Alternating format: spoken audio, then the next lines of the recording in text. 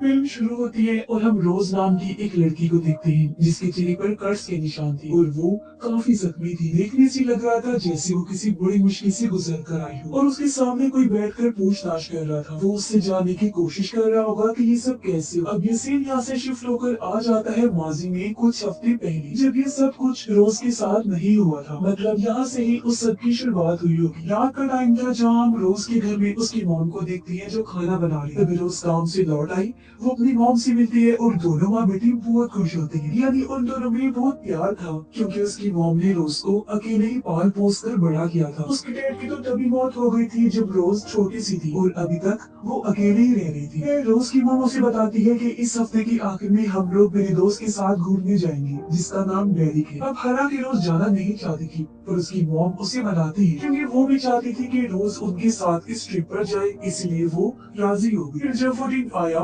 रोज और उसकी मॉम तैयार होकर गाड़ी में बैठ जाती है निकलने के लिए। यहाँ रोज एक बार फिर अपनी मॉम को कहती है कि आपको उस आदमी से मिले ज्यादा दिन नहीं हुए हैं, क्या हमें उस पर भरोसा करना चाहिए? क्या पता वो कोई गलत इंसान हो। इस पर उसकी मॉम समझाती है कि बेटा वो बहुत अच्छा इंसान है और जब तुम भी उसे मिलोगी ना तो तुम्हें भी उसकी आदत अच्छी लगेगी और तुम्हारी ये गलतफहमी दूर हो जाएगी। और अब जैसे रोज की मॉम गाड़ी स्टार्ट करने के लिए चाबी घुमाती है तो गाड़ी स्टार्ट ही नहीं होती। अब रोज कहती है देखिए मॉम, ये हमारे लिए एक मैसेज है कि हमें इस ट्रिप पर जाना नहीं चाहिए। और उसकी मॉम इस बात को मजाक में डालकर गाड़ी को ठीक करती है और ये लोग यहाँ से निकलकर बंदरगाह पर आ जाते हैं। तभी रोज कुछ देर गाड़ी में ही रुकती है और उसकी मॉम जाकर डेरिक से मिलती है जो इस टाइम कश्ती में सामान भर रहा था। कुछ देर बाद रोज की मॉम गाड़ी से सामान निकाल रही थी तो रोज वहाँ दो आदमियों को देख लेती है। एक आदमी उसकी मॉम की मदद करना चाहता है सामान उठाने के लिए, लेकिन वो मना कर देती है कि शुक्रिया, मैं ये काम खुद कर सकती हूँ। फिर दोनों माँ बेटी के बीच थोड़ी बातचीत होती है और वो डेरिक की कश्ती पर आ जाती है। इस कश्ती का नाम एनाल्यूसिया था। डेरिक एक काफी अमीर आदमी था, लेकिन वो कहते हैं ये कश्ती मैंने किसी और से ली है और इसका नाम नहीं बदला क्योंकि ये चीज अच्छी नहीं होती जब कोई सफर पर जा रहा होता है। अब रोज को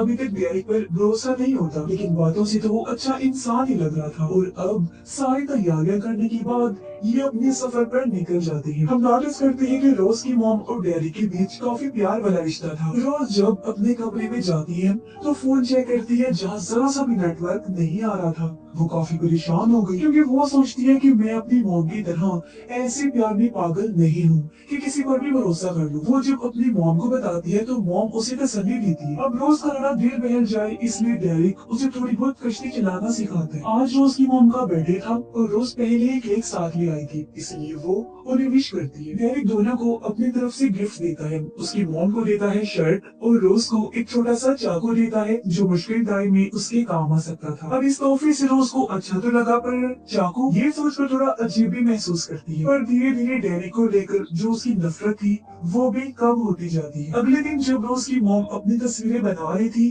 तो अचानक तेज हवा की वजह से वो पानी में गिर जाती है। ये देख डेरिक कश्ती रोक लेता है और रोज को कहता है कि जल्दी से नीचे जाओ और कंबल लेकर आओ। रोज जल्दी से नीचे गई और जब वो कंबल ढूंढ रही थी तो वहाँ कुछ हथियार देख लेती है जिससे वो थोड़ा घबरा जाती है। पर कंबल मिलने के बाद वो जल्दी से अपनी माँ की तरफ भागी जो खुशकिस्मती से बाहर आ चुकी थी और रोज उन्हें कंबल उड़ाती है। वो कहती है बेटा आई एम सॉरी, पर गिरती हुई तुम्हारा फोन भी मेरे साथ गिर गया। रोज कहती है मॉम कोई बात नहीं, शुक्र है आप बच गई हैं, मुझे आपकी फिक्र है ना कि मोबाइल की। तब एक तूफान इनकी तरफ बढ़ने लगा जो देखकर दोनों माँ बेटी परेशान हो गई। डेरिक उन्हें तसल्ली देते हैं कि ये मामूली बात है, तूफान से कुछ नहीं होगा। अब होता भी बिल्कुल ऐसा ही है, ये सही सलामत तूफान से निकल जाते हैं। अगले दिन दोनों माँ बेटी बात कर रही थी। रोज की मॉम कहती है आई एम सॉरी बेटा, मैं तुम्हें अच्छी जिंदगी नहीं दे पाई। रोज बोलती है नहीं मॉम, मैं आपके साथ बहुत खुश हूँ, मुझे कोई गिला नहीं है आपसे। तभी डेरिक भी आ गया। रोज उससे उन हथियारों के बारे में पूछती है। जवाब में वो कहता है कि हथियार मेरे काम का हिस्सा है क्योंकि पहले मैं एक पुलिस ऑफिसर रह चुका हूँ, फिर मैंने नौकरी छोड़ दी और अब मैं एक सिक्योरिटी गार्ड का काम करता हूँ। इस वजह से भी इन दोनों को उस पर ज्यादा शक नहीं होता। रोज को हथियारों में थोड़ी बहुत दिलचस्पी थी, इसलिए डेरिक उसे गन चलाना सिखाता है। वो इस बात से हैरान भी होता है कि रोज काफी जल्दी सीख रही थी। वो उसकी तारीफ करता है। मॉम बताती है कि रोज की डैड आर्मी में थी, शायद इसी वजह से इतनी अच्छी हथियार चलाने में। टाइम के साथ साथ अब रोज को भी डेरिक के साथ अच्छा लगने लगता है। अब एक रात जब वो सो रही थी तो अचानक शोर से रोज की आंख खुल गई। वो जब चेक करने गई तो एक दूसरी कश्ती इन्हीं की तरफ आ रही थी जिसमें 3 लोग थे और उनके पास हथियार थे। वो इनकी कश्ती में घुसकर गन पॉइंट पर डेरिक और उसकी मॉम को डराने धमकाने लगती है। वो डेरिक से कुछ सवाल करती है क्योंकि किसी चीज के बारे में वो जानना चाहती थी, पर वो उन्हें कुछ नहीं बताता। इसलिए गुस्से में एक आदमी रोज की मॉम को जोरदार थप्पड़ मारता है, जिससे वो नीचे गिर गई। वो रोज को देख लेती है और फौरन उसे चुपने का कहती है। इसलिए रोज जल्दी से नीचे आई गन लेगी, पर इससे पहले गन लेकर वो वापस आती उसकी मॉम को शूट करके वो लोग मार देते। एक गोली डेरिक को भी मारी जो उसके कंधे पर लगी और वो समंदर में जा गिरता है। रोज पूरी तरह से डर चुकी थी। वो नीचे ही छुपकर बैठ गई, हाथ में गन पकड़ी हुई थी कि अगर कोई आएगा नीचे तो अपने बचाव में वो शूट करके उसे मार देगी। जिस चीज की तलाश में वो लोग आए थे वो ना मिलने पर वहाँ से जाने का इरादा करते हैं। खुशकिस्मती से उन्होंने रोज को नहीं देखा, पर जाते जाते वो कश्ती पर आग लगा जाते हैं। कुछ देर बाद रोज बाहर आई और अपनी माँ की लाश को देखकर वो पूरी तरह टूट जाती है। उसे अब आग भी बुझानी थी, तो अपनी जान बचाने के लिए वो आग बुझाने में लग जाती है, जिसमें वो कामयाब रही। पर अपनी माँ को खोने की वजह से वो बहुत रोती है, पूरी तरह से अकेली पड़ गई थी, इसलिए पूरी रात उसे नींद नहीं आती। सुबह जब वो खुद को संभालती है तो अपनी माँ की लाश को कपड़े में लपेट देती है। अब जो कपड़ा कश्ती के साथ लगा लहरा रहा था, जिसकी मदद से कश्ती आगे चल रही थी, वो पूरी तरह जल चुका था। रोज को भी समझ नहीं आती कि वो क्या करे, क्योंकि कश्ती के बारे में उसे ज्यादा जानकारी नहीं थी। इसलिए वो रेडियो ढूंढने नीचे गई ताकि मदद बुला सके, पर बदकिस्मती से रेडियो भी पूरी तरह जल चुका था। रोज अब सोचने लगती है कि मैं आखिर क्या करूं, अकेली समंदर के बीचों बीच फंस गई हूँ। तभी उसकी नजर एक रस्सी पर जाती है। उसने जब रस्सी खींची तो उसके साथ डेरिक बंधा हुआ था। वो जिंदा था, बस गोली की वजह से जख्मी था। वो समंदर के अंदर से रोज से मदद मांगता है। तब रस्सी खींचकर रोज उसे कश्ती पर ले आती है। वो बार बार उससे यही सवाल कर रही थी कि वो लोग कौन थे जिन्होंने मेरी माँ को मार डाला। डेरिक यही कहता है कि मैं खुद नहीं जानता कि वो लोग कौन थे। रोज उससे पूछती है, अब मुझे ये बताओ कि आगे मैं क्या करूँ, क्योंकि रेडियो जल चुका है, कपड़ा जल चुका है, समझ नहीं आ रही कि क्या किया जाए। तब डेरिक उसे बताता है कि तुम सबसे पहले वहाँ पड़ा हुआ कपड़ा लगाओ, इससे हमारी कश्ती आगे बढ़ेगी। रोज ने ऐसे किया, वो कपड़ा लगा देती। अगले दिन रोज डेरिक की चोट की मरहम पट्टी करती है, पर उस पर भरोसा नहीं करती। कहीं न कहीं उसे डेरिक पर शक था, और उसका शक तब बढ़ जाता है जब वो डेरिक की पुरानी तस्वीरें देखती है, जिसमें वो अपनी वाइफ के साथ था और उसकी वाइफ का नाम एनालिसिया था। यानी कि इस कश्ती के बारे में डेरिक ने झूठ बोला था। ये उसकी अपनी ही कश्ती थी। डेरिक की उन लोगों के साथ भी तस्वीरें थी जिन्होंने रोज की माँ को मारा था। यानी कि डेरिक उन्हें जानता था, बस वो शुरू से ही झूठ बोलता आया है। ये सब जानने के बाद रोज उसे बांधने का सोचती है। अभी डेरिक को होश नहीं थी, तो ये उसके पास अच्छा मौका था और वो रस्सी से डेरिक के हाथ बांध देती है। पर कुछ देर बाद जब वो चेक करने आई तो डेरिक गायब था। रोज उसे ढूंढने लगती है। वो जब नीचे आई तो डेरिक वहाँ था। रोज हाथ में चाकू लिए उससे पूछती है कि बताओ वो लोग कौन थे। तब डेरिक सिर्फ इतना ही कहता है कि तुम इस बारे में ना ही जानो तो ही अच्छा है। डेरिक को रोज से जरा भी डर नहीं लग रहा था, ना ही उसे रोज की मॉम की मौत का दुख था। वो रोज को अपनी बातों में फंसाकर उसे कश्ती ठीक करवाने लगता है, क्योंकि उसका एक हाथ बेकार हो चुका था। रोज के पास भी और कोई रास्ता नहीं था उसकी बात मानने के अलावा, क्योंकि डेरिक एक ही था जो उसे इस समंदर से निकाल सकता था। ये लोग इंजन को भी ठीक करने की कोशिश करते हैं, लेकिन वो पूरी तरह बेकार हो चुका था। इसलिए अब इनके पास समुद्री हवाओं के अलावा कुछ नहीं था जिसके जरिए वो आगे बढ़ सकती थी। रोज अपनी मॉम की लाश के गले से लॉकेट निकाल कर पहन लेती है उनकी याद में। ये देख डेरिक कहता है कि तुम्हारी माँ को ये लॉकेट मैंने दिया था, पर रोज जानती थी कि वो झूठ बोल रहा है, क्योंकि उसकी मॉम का ये लॉकेट तो काफी पुराना था, जबकि डेरिक से तो वो कुछ दिन पहले ही मिली थी। अब ये 2 दिन तक ऐसे ही आगे बढ़ते रहे, पर डेरिक एक दिन काफी भड़क जाते हैं। वो गुस्से में बोलने लगा, क्योंकि नक्शे के मुताबिक वो अपनी मंजिल पर नहीं बल्कि उससे काफी दूर जा रही थी। डेरिक को गुस्से में देखकर रोज अपने कमरे में जाकर छुप जाती है। अपने बचाव में उसने हाथ में गन भी ले ली थी। सुबह जब वो बाहर चेक करने आई तो डेरिक कोने में बैठा हुआ था मायूस होकर। रोज को भी आसपास देखने लगती है, जहाँ उसे एक आइलैंड नजर आया, और अब वो डेरिक से बिना पूछे ही आइलैंड की तरफ कश्ती मोड़ लेती है। पर ये इस कश्ती के जरिए किनारे तक नहीं जा सकती थी, इसलिए इन्हें राफ्ट यानी छोटी कश्ती के जरिए वहाँ पर जाना पड़ेगा। डेरिक भी आइलैंड पर जाना चाहता था, इसलिए वो पहले ही राफ्ट में सवार हो जाता है। पर एक हाथ पे काम ना करने की वजह से उसे रोज की जरूरत थी चप्पू चलाने के लिए, पर रोज भी उस पर भरोसा नहीं कर सकती थी, मगर मजबूरी थी,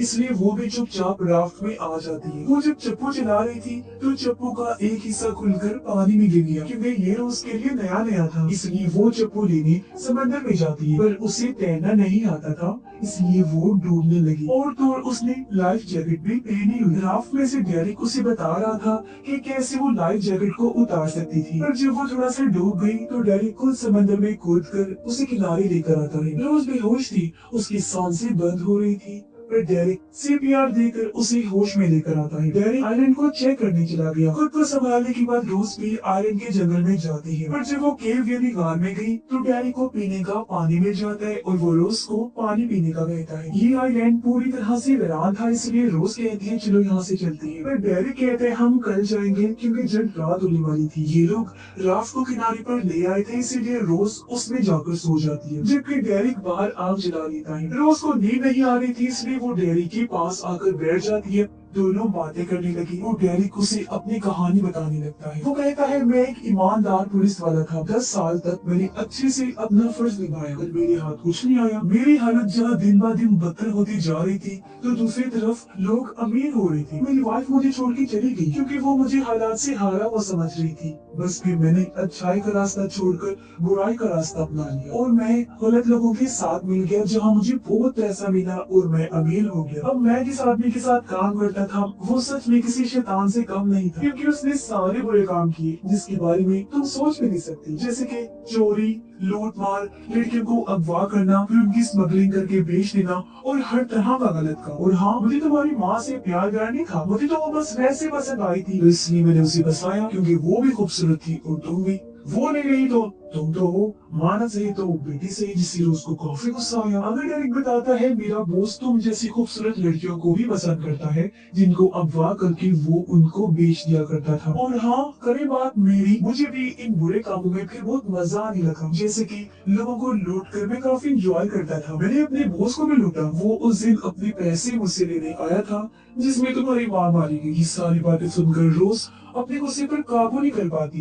वो मुक्का मारकर डेरिक को नीचे गिरा देती है, फिर उसके बैग से घर निकाल कर डेरिक पर तान कर उसे मारने की धमकी देती है। लेकिन डेरिक अभी भी उससे नहीं डर रहा था। वो उसे ताना मारता है कि तुम एक रस्सी तो बांध नहीं सकती, मैं आजाद हो गया जहाँ से, तो मुझे क्या मारोगी। रोज उस पर भड़कती है, वो जैसे ट्रिगर दबाती है गोली नहीं चलती क्योंकि गन मारी थी। डेरिक को मौका मिल गया, वो उस पर झपट पड़ा, नीचे गिरा देता है, पर रोज किसी तरह खुद को छुड़वा कर भाग जाती है और डेरिक को गन मिल गई। जल्दी से रोज जंगल में भाग जाती है। डेरिक कहता है अब तुम हद से ज्यादा जान गई हो, इसलिए तुम्हें मरना होगा। वो गन लेकर जंगल में उसके पीछे भागने लगता है, जहाँ रोज भाग गई थी और डेरिक उसके पीछे पड़ा हुआ था और रात भर बस यही चलता रहा। सुबह रोज प्लान बनाती है कि मैं राफ्ट लेकर यहाँ से भाग जाऊँ, पर डेरिक जो ऊंची जगह पर खड़ा था वो रोज को देखते ही गोलियां चलाने लगता है। एक गोली रोज के पैर में भी लग जाती है, साथ ही डेरिक भी ऊंची जगह से गिर जाता है।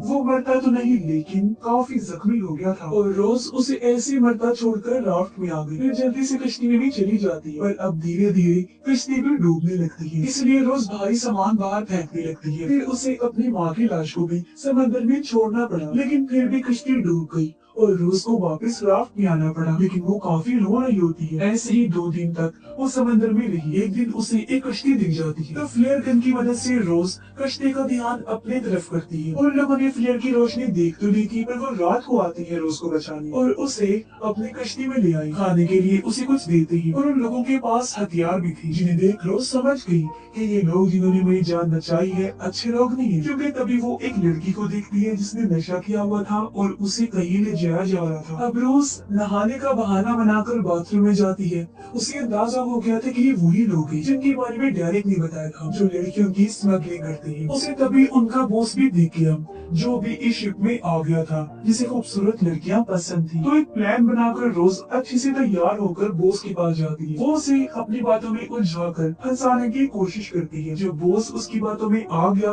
तो मौका पाकर रोज एक रेंच से उस पर हमला कर देती है। वो उसे बुरी तरह मार कर उसकी जान ले लेती है। फिर ढूंढने पर रोज को और हथियार भी मिल जाते हैं और अब पूरी तरह बाजी पलट गई। रोज अपनी फॉर्म में आ जाती है, जहाँ वो पहले मासूम से दिखने वाली लड़की थी, अब वो एक कातिल, एक शूटर बन चुकी थी। जो कोई भी उसके सामने आ रहा था वो उसे मारती जा रही थी और ऐसी वो अपनी बहादुरी और हिम्मत का मुजाहिरा करते हुए सबको मार गिराती है, जो चीज हालांकि नामुमकिन थी। फिर वो आगे बढ़ते हुए उस लड़की तक पहुँचती है जिसे नशे की हालत में रोज ने देखा था। लड़की कहती कहती है इस शिप पर मैं अकेली नहीं हूँ, मेरे जैसी और भी लड़कियां इस शिप पर बंद हैं, जिन्हें ये लोग अगवा करके ले जा रहे थे बेचने के लिए। रोज जाकर एक दरवाजा खोलती है जहाँ वो सारी लड़कियां उसे मिल जाती हैं जिनको कैद किया हुआ था, पर इससे पहले रोज को नहीं बचा पाती।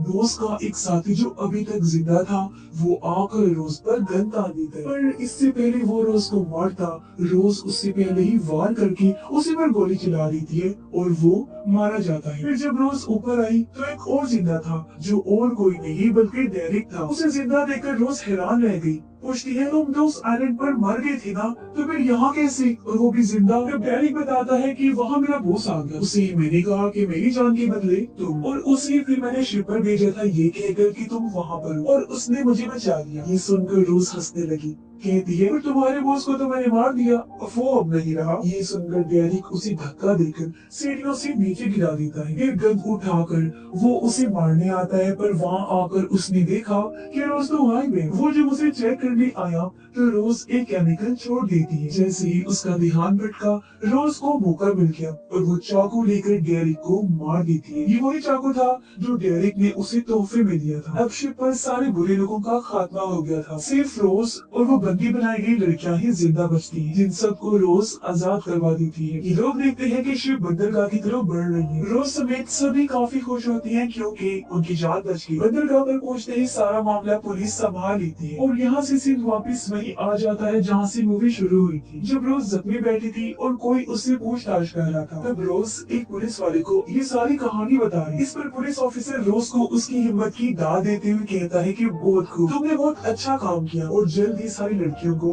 उनके घर भेज दिया जाएगा। यहाँ रोज कहती है मैं वापस अपने घर नहीं जा सकती, वहाँ मेरे लिए कुछ नहीं, मेरी जिंदगी तो खत्म हो चुकी है। पर पुलिस वाला ये कहकर वहाँ से चला जाता है कि तुम तो बहुत बहादुर हो, तुम्हारे पास तुम्हारा फ्यूचर है, तुम्हारा आने वाला वक्त, जिसके लिए तुम लड़ी, तो उसी के लिए तुम्हें जीना है। ये सुनकर रोज के अंदर एक हिम्मत आती है और वो फैसला करती है कि मैं मूव ऑन करूंगी और एक बार फिर अपनी जिंदगी को बेहतरीन बनाकर जीऊंगी। और इसी के साथ ये फिल्म भी इधर ही खत्म हो जाती है।